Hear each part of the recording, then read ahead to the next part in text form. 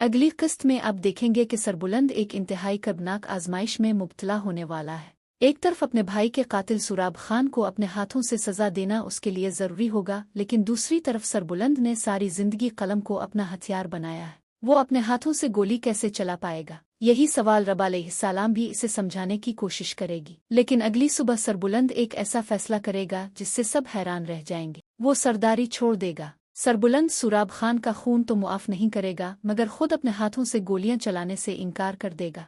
वो सिर्फ सरदारी ही नहीं छोड़ेगा, बल्कि कुछ अरसे के लिए अपना कबीला भी छोड़कर पाकिस्तान से बाहर किसी दूसरे मुल्क चला जाएगा। दूसरी तरफ सुराब खान की हरकतों और इसे सुनाई जाने वाली सजा की वजह से माजी भी शदीद कर्ब में मुब्तला होंगी।